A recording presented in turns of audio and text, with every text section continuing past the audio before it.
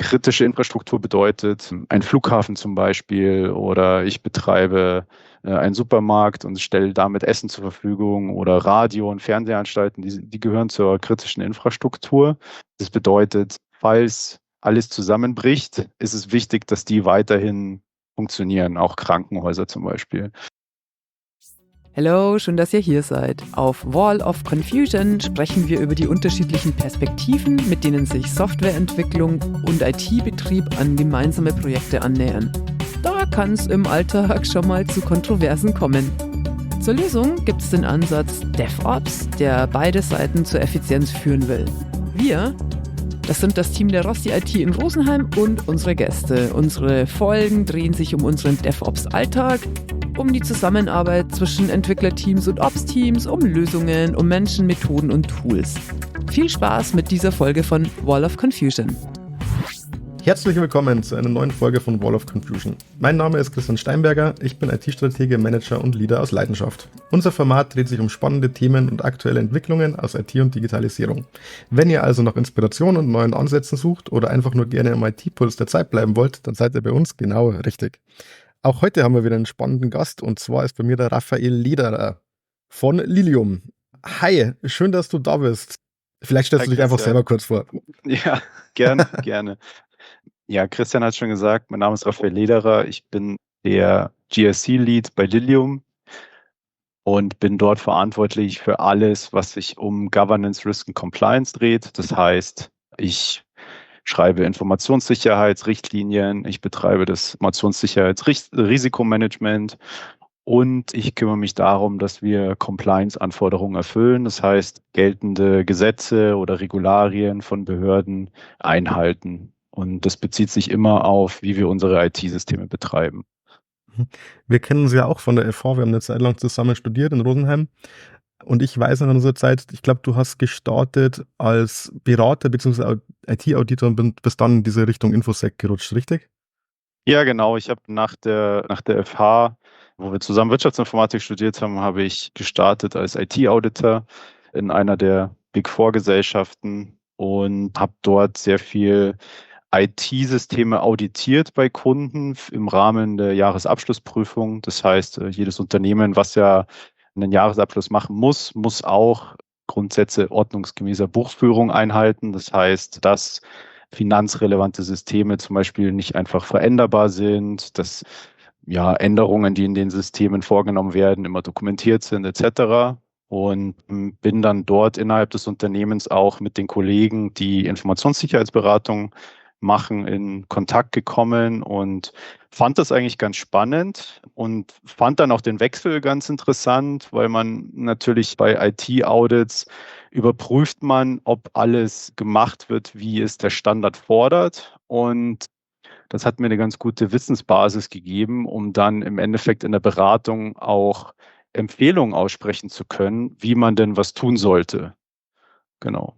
Und danach war mir irgendwann Beratung, wollte ich mal quasi den Stuhl am Tisch wechseln und saß dann auf der anderen Seite und bin zu Sky gegangen. Dort habe ich dann das Team geleitet, was auch für Governance, Risk und Compliance verantwortlich ist und habe im Endeffekt dort das Gleiche gemacht wie jetzt heute bei Lilium. Also habe Informationssicherheitsrichtlinien geschrieben, habe Audits interne sowie externe betreut, habe dann entsprechend auch von Audits etwaige Findings nachverfolgt, ob die behoben wurden oder nicht und war dort auch für das Thema Risikomanagement verantwortlich.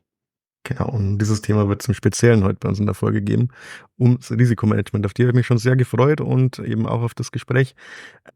Genau, du hast gesagt, dann warst du bei Sky und jetzt bist du bei Lilium.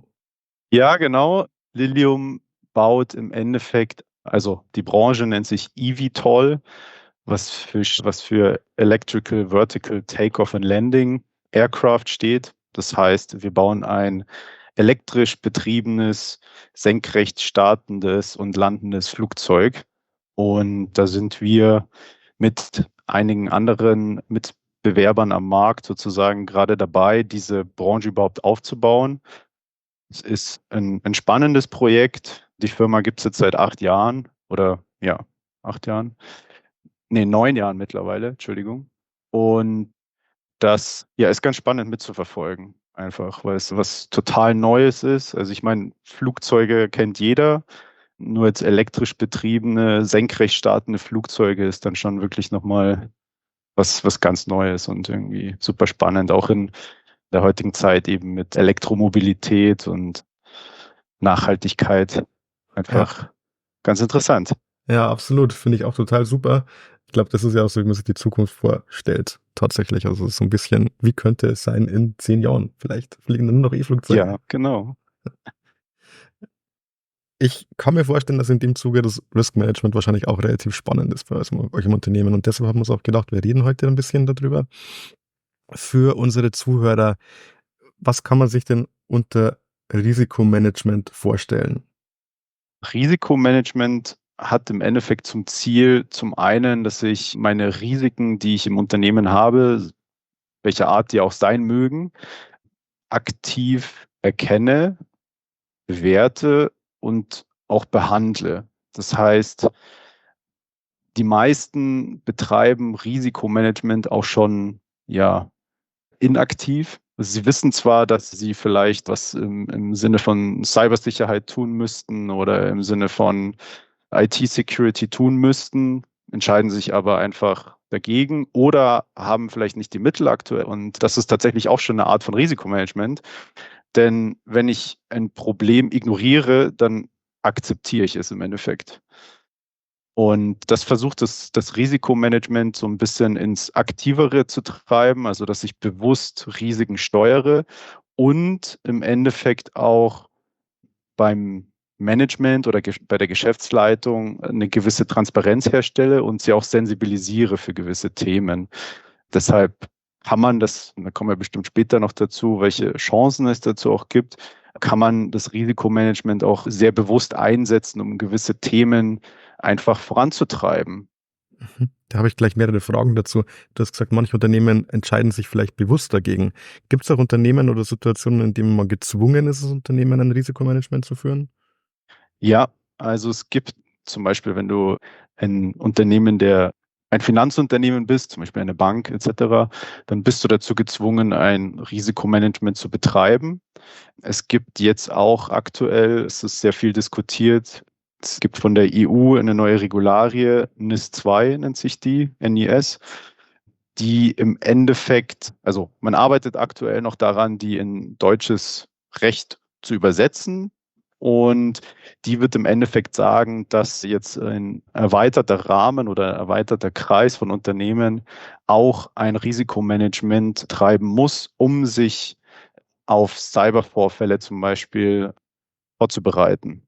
Das betrifft Banken, glaube ich, hast du gesagt, zum Teil, weil da gibt es relativ scharfe Regularien und Unternehmen der kritischen Infrastruktur, soweit ich weiß. Richtig, genau.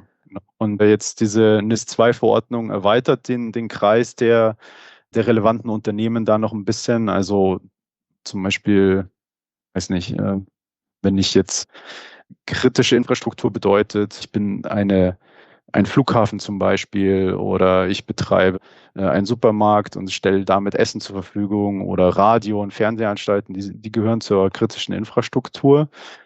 Das bedeutet, falls alles zusammenbricht, ist es wichtig, dass die weiterhin funktionieren, auch Krankenhäuser zum Beispiel. Und die neue Regularie sagt im Endeffekt, jetzt gehören nicht nur Flughäfen zum Beispiel dazu, sondern auch Produzenten von Flugzeugen oder Produzenten von Autos. Weil bisher war es einfach so, wenn die Welt zusammenbricht, ob ich da jetzt noch ein Auto bauen kann oder nicht, ist da jetzt erstmal nicht relevant. Deshalb unterliegen die nicht der kritischen Infrastruktur. Wenn ich aber nach der NIS-2-Verordnung gehe, dann sind die da sehr wohl relevant für. Und das heißt, für diese Unternehmen, die müssen auch ein Risikomanagement betreiben. Mhm. Risikomanagement heißt immer bezogen auf IT-Sicherheit oder gibt es da Abgrenzungen? Es gibt also es gibt diverse Arten von Risikomanagement. Ich kann innerhalb von Projekten Risikomanagement betreiben. Das heißt, habe ich genug Ressourcen für das Projekt zur Verfügung? Ist es innerhalb der Zeit, wird es abgeschlossen? Habe ich genug Budget etc.? Es gibt für das Unternehmen, also das unternehmensweite Risikomanagement, das nennt sich dann Enterprise Risk Management, wo ich alle Risiken, die das Unternehmen betreffen, behandle. Es gibt für, ja, wie wir gesagt haben, IT-Sicherheit oder Cybersecurity gibt es ein Risikomanagement. Und da gibt es eben für jeden Bereich ein spezielles Risikomanagement. Und wir werden uns heute auf den Bereich Cybersecurity bzw. Informationssicherheitsrisikomanagement konzentrieren. Soweit ich weiß, ist es auch dein Fokus, beziehungsweise hast du gerade vorgestellt. Genau. Wenn ich jetzt als neues Unternehmen unter diese Regularien falle und vor der Herausforderung stehe, ein Risikomanagement aufzubauen, gibt es da was du uns mitgeben kannst, was da wichtig ist? Also ich glaube, was wichtig ist, sich zu überlegen, möchte ich denn ein Risikomanagement betreiben, um da wirklich einen Mehrwert draus zu ziehen? Oder möchte ich es einfach nur machen, um eine Compliance-Anforderung zu erfüllen? Weil, also das ist natürlich keine offizielle Entscheidung, die ich irgendwo dokumentiere, weil im Zweifel, wenn jemand kommt, um es zu überprüfen, dann habe ich so oder so nur für den Haken gemacht. Aber die Unternehmen sollten sich schon bewusst sein, dass man auch Chancen damit hat, die man daraus ziehen kann. Und dementsprechend wird das auch festlegen, wie viel Aufwand ich da reinlegen möchte. Ich glaube, das ist das, was auch für den Unternehmer nicht so bewusst ist, weil jeder sieht immer nur die Herausforderung dabei, aber dass es halt wirklich auch eine Chance sein kann, gewisse Herausforderungen anzunehmen. Richtig, weil klar kostet es mich erstmal Aufwand, weil ich brauche eine Person, die sich darum kümmert. Zum einen Risiken aufzunehmen, die zu bewerten, nachzuverfolgen, was damit passiert. Aber dadurch habe ich vielleicht eben auch einfach eine höhere Transparenz über mein Unternehmen und weiß mehr in gewissen Bereichen, was dort denn passiert. Du hast ja vorher schon gesagt, eine Chance kann auch sein, Awareness bei der Geschäftsführung zu erzeugen. Gibt es da auch noch weitere Chancen auf die Organisation, vielleicht da auch ein bisschen mehr Awareness zu schaffen?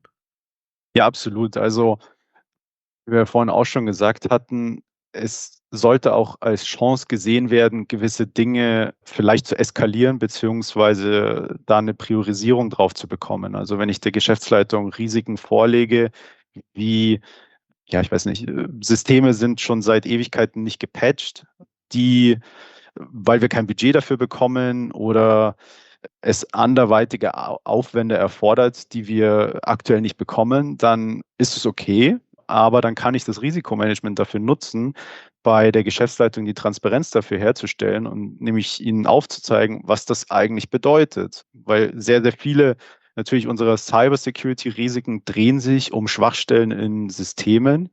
Und da kann ich natürlich das Risikomanagement super nutzen, indem ich sage, okay, ihr wollt das Risiko akzeptieren, aber seid euch bewusst, dass der Impact im Endeffekt sehr, sehr hoch ist, weil das unser zentrales ERP-System ist oder unser CRM-System ist. Und wenn das nicht verfügbar ist, was jetzt ein Szenario ist, es ist nicht verfügbar, dann steht halt unser Unternehmen still. Und das finde ich immer ganz gut, so blöd das klingt, aber solche Drohszenarien im Endeffekt aufzubauen, weil es hilft, bei der Geschäftsleitung da den Druck ein bisschen zu erhöhen oder das Bewusstsein eben zu schärfen.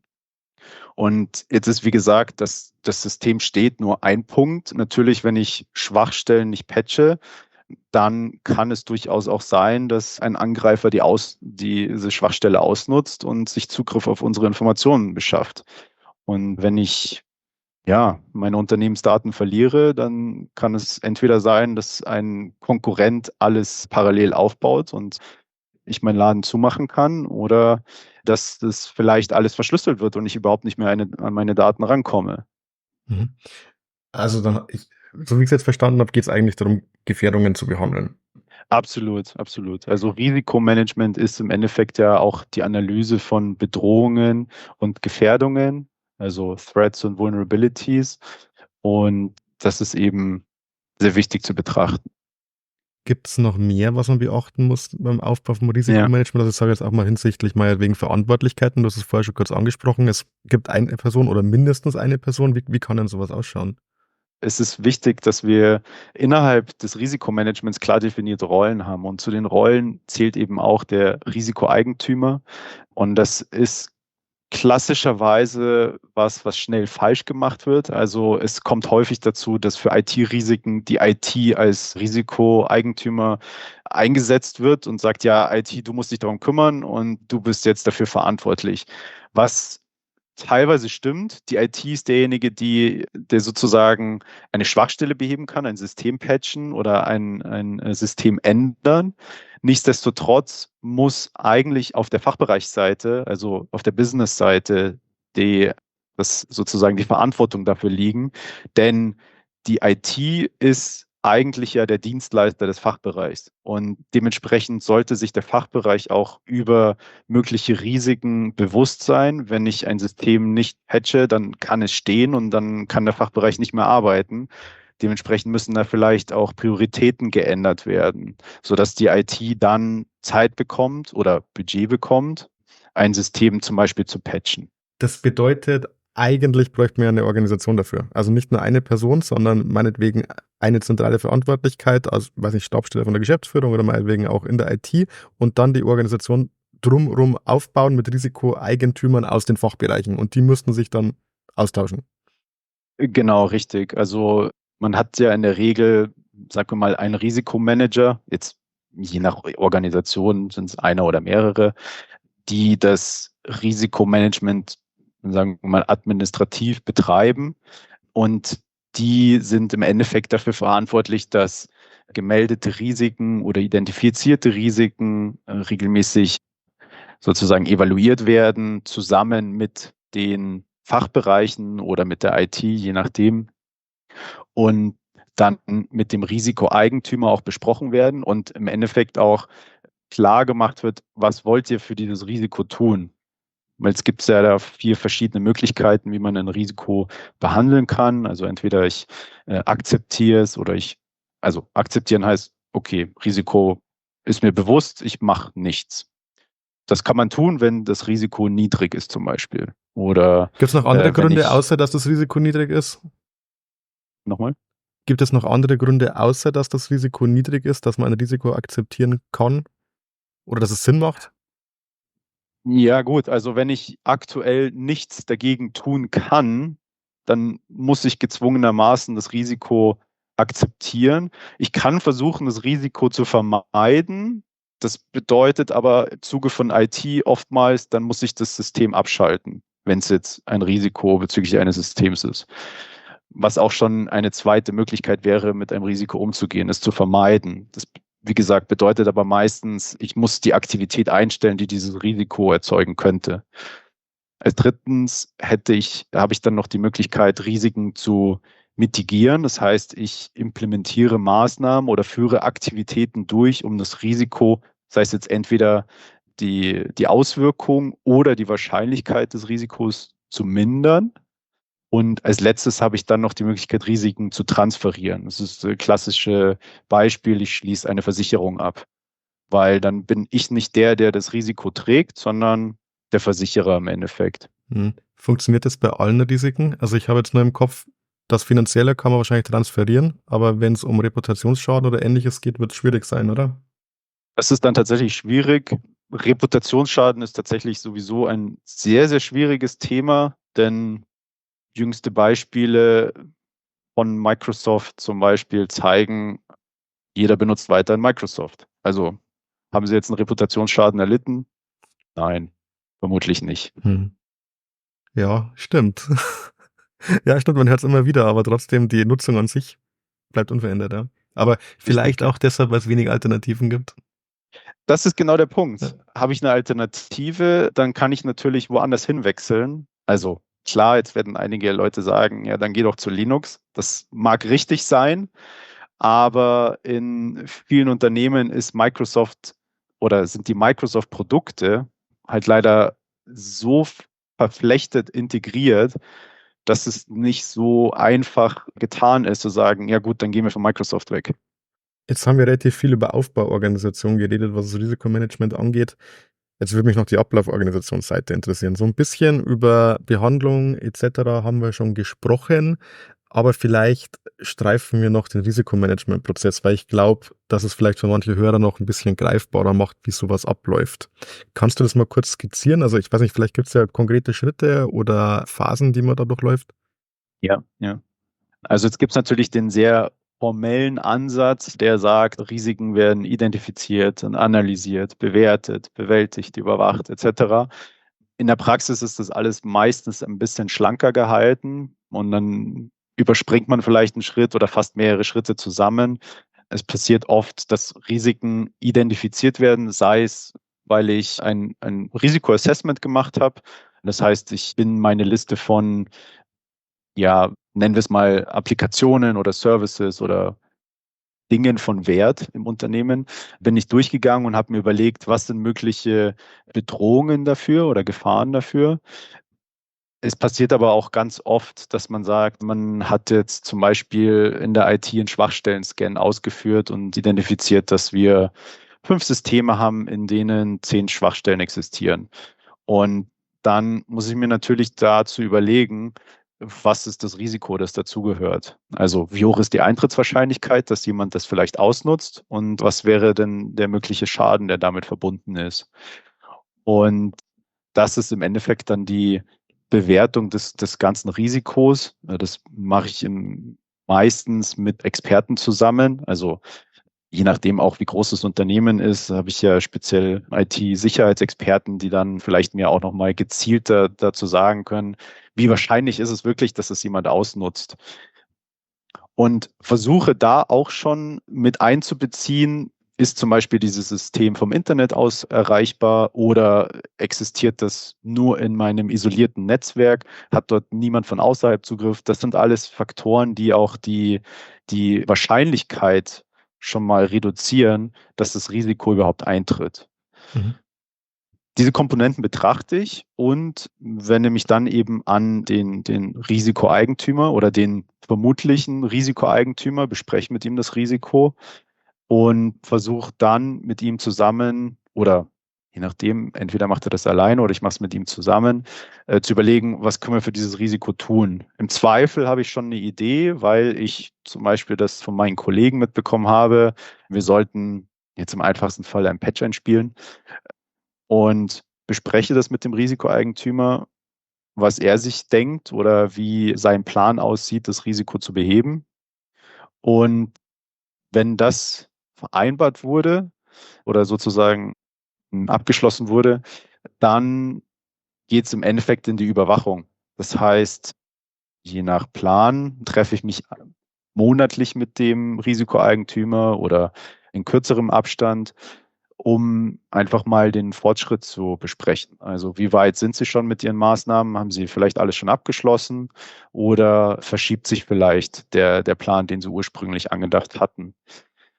Wenn ich da dann die Rückmeldung bekomme, Sie sind mit Ihren Aktivitäten fertig, dann, und das ist dann wieder mein Hintergrund als Auditor, möchte ich dafür natürlich einen Nachweis sehen, weil einfach, dass er mir sagt, ja, das haben wir jetzt abgeschlossen, das reicht mir dann natürlich nicht, sondern dann möchte ich auch sehen, weiß ich nicht, ein Screenshot oder er zeigt mir es im System, welche Version Sie jetzt installiert haben oder je nachdem, was das Risiko war.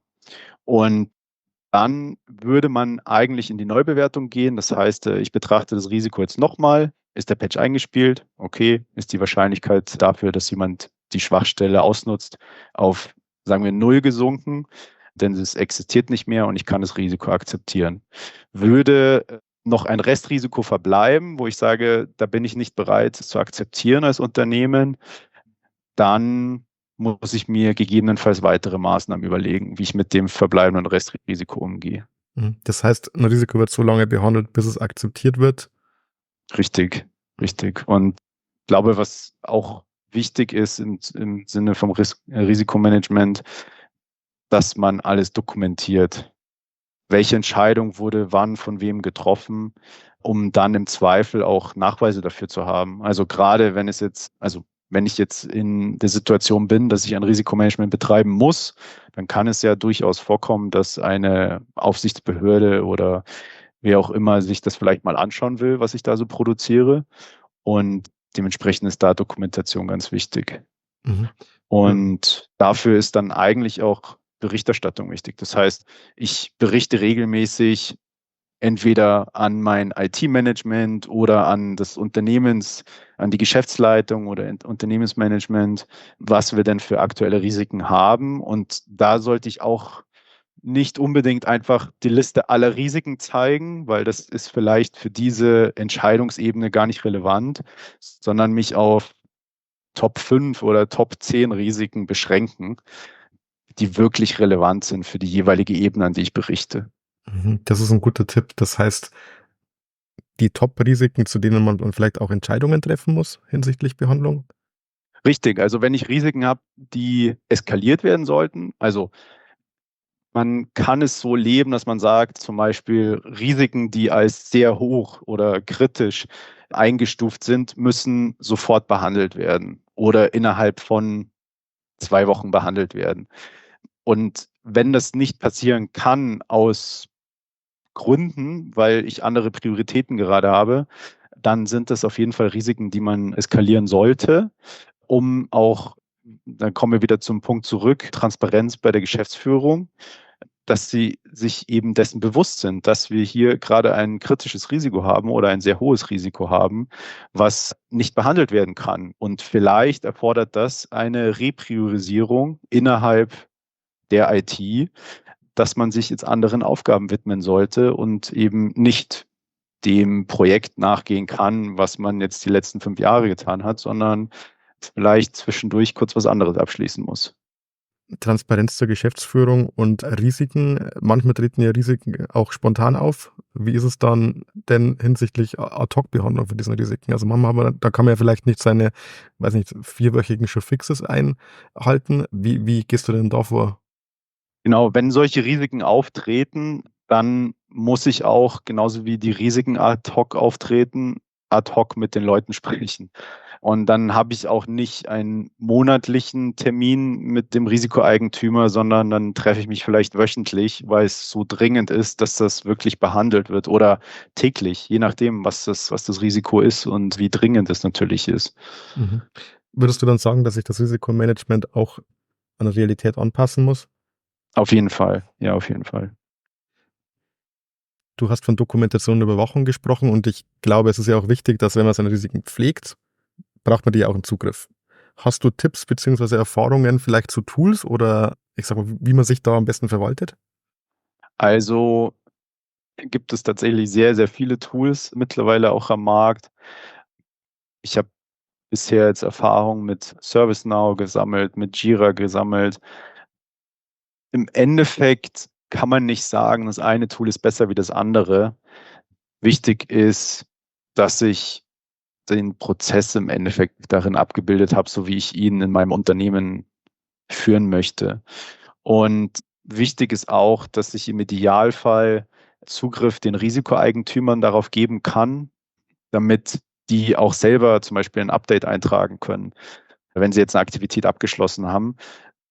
Ich glaube, es ist auch wichtig, je nachdem, für welchen Bereich ich das Risikomanagement betreibe. Also jetzt in meinem Fall für Cybersecurity ist es natürlich wichtig, dass es jetzt nicht in einem, nennen wir es mal, Board ist oder in einem Jira-Board sozusagen, wo jeder einfach darauf zugreifen kann, weil vielleicht stehen hier auch vertrauliche Themen drin oder sensible Themen, die eben nicht jeder im Unternehmen wissen müsste.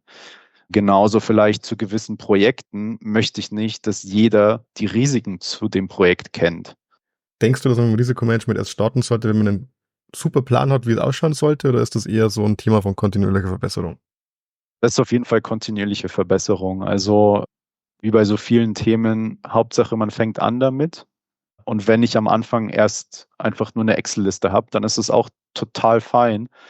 Aber es geht einfach darum, sich der Risiken bewusst zu werden und sie wirklich aktiv anzugehen. Ob das jetzt am Anfang perfekt ist, ob ich jetzt meine Risikomatrix perfekt definiert habe. Das heißt, wie unterscheide ich denn zwischen einer Wahrscheinlichkeit, die gering ist oder einer Wahrscheinlichkeit, die hoch ist? Oder was ist für mich ein geringer Schaden und was ist für mich ein hoher Schaden?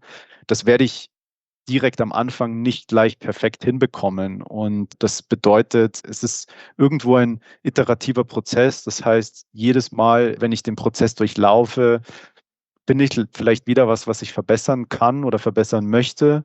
Vielleicht stelle ich fest, für mich bedeutet eigentlich ein hohes Risiko, wenn man jetzt in finanziellem Schaden denkt.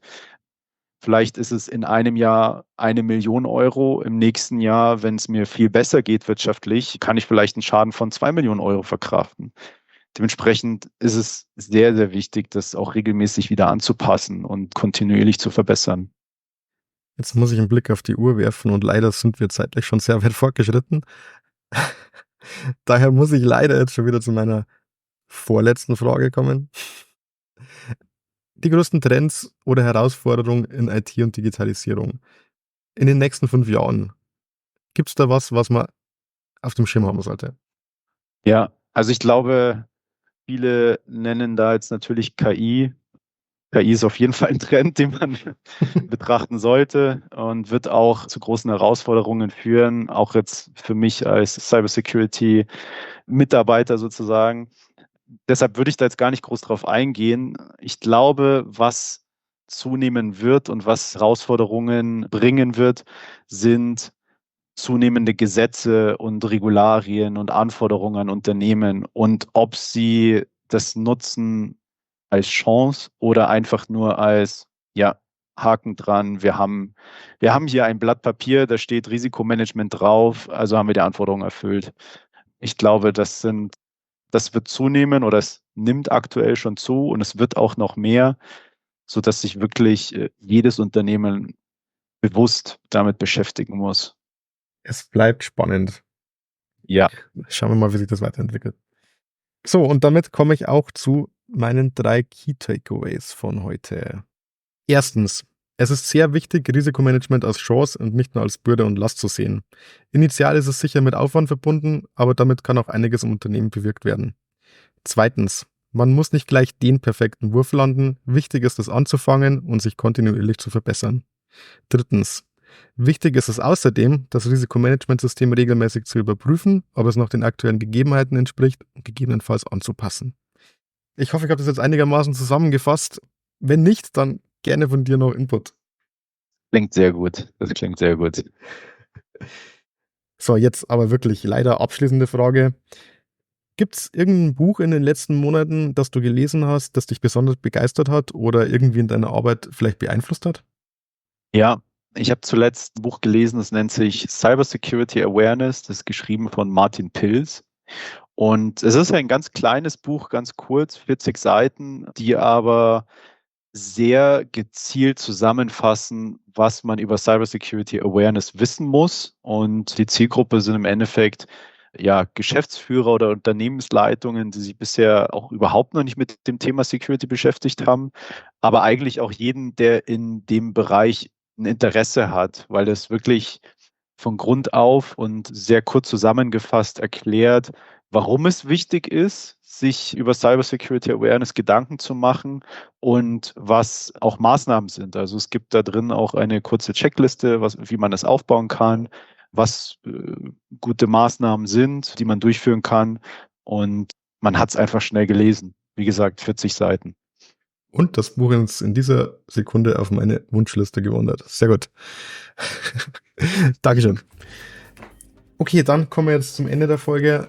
Hab mich echt gefreut, dass du da warst. War ein tolles Gespräch und ich hoffe auch mit vielen praktischen Ansätzen für unsere Hörer.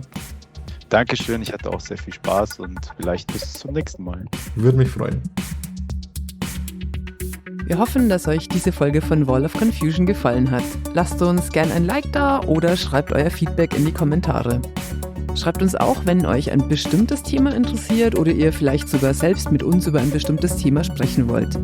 Wenn ihr keine Folge mehr verpassen wollt, dann abonniert jetzt unseren Kanal und aktiviert die Glocke. Folgt uns auf linkedin.com/company/rossi-it.